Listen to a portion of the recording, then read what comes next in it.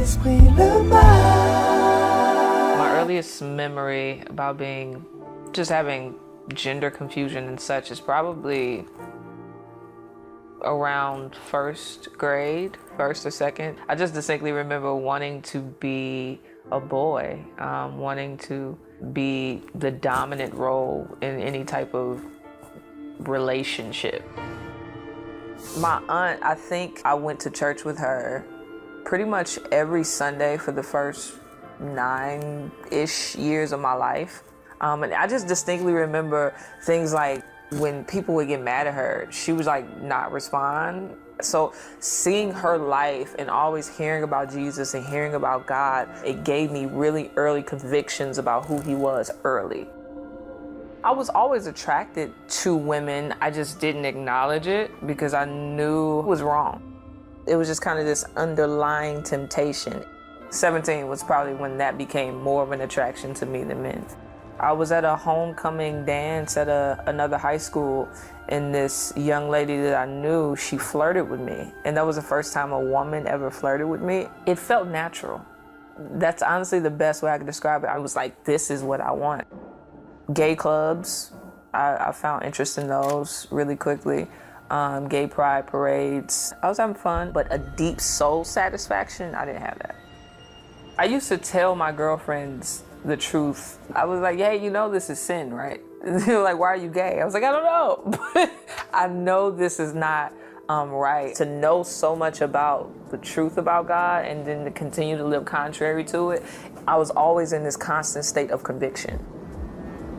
I was 19, I was in my room. It was as if every thought I had was just interrupted by this really strong thought that convicted me all at the same time. And it felt as if God was showing me that the sins that I loved and were in would kill me. I would die and go to hell. It's a heavy weight to know that you're a sinner and God is holy. But if that's in the Bible and that's considered true, then the other truths in the Bible about Jesus being God, Jesus being Savior, Jesus being willing to forgive those who turn from their sins, these are both true. And so I just need to believe this. It was really that simple. In my mind, I just kind of had this conversation with God. Like, I don't really want to be straight. Like, I equated salvation with just being heterosexual overnight. And so it was just like, I don't want to be straight. But then I felt like God was leading me to the fact, like, I can change your desires. I can give you the desire for a man. Surely I'm God. And then I just considered everything I loved and its consequences. Like, I really weighed the cost. Yeah, I really saw that I was holistically sinful. This one area just didn't need Jesus. All of me was messed up. Homosexuality is not the only issue plaguing a person. Sin is the issue plaguing a person. This homosexuality is just an outworking of that nature.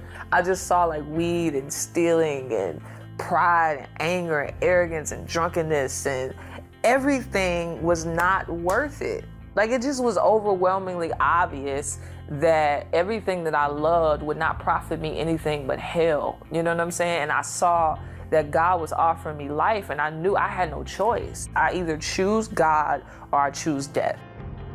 I told God, I said, what you're calling me to do, I cannot do on my own. I've tried before to try to live holy, and it didn't work. But I know enough about you to know that you'll help me.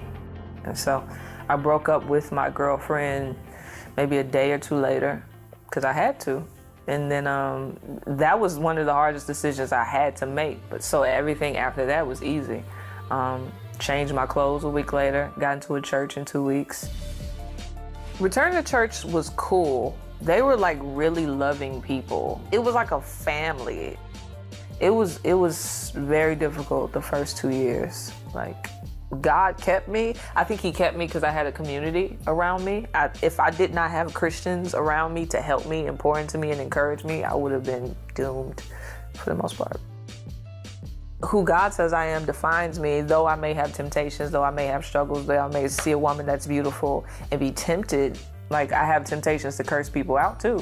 I have temptations to get drunk. I have temptations to watch porn.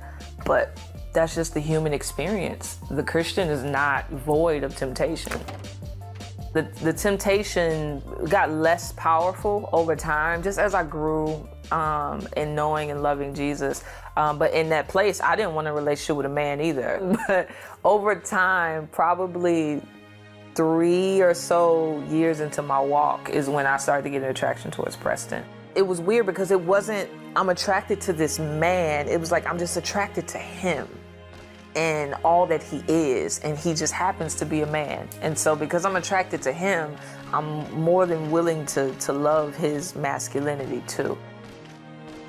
I think on my wedding day, it was just kind of surreal. Everything in my life has always just been so God. You desire for this marriage and this wedding to just really show off your gospel. And I'm really grateful to be a part of that presentation. 5 weeks after my honeymoon, I found out I was pregnant. I was looking at her and I thought to myself, if I chose to stay in the lifestyle I was in, I would never have her. I wouldn't have her. It wouldn't be Eden. And I just cried and thanked God for allowing me to experience that. The advice I would give to a parent is, first and foremost, to really trust God.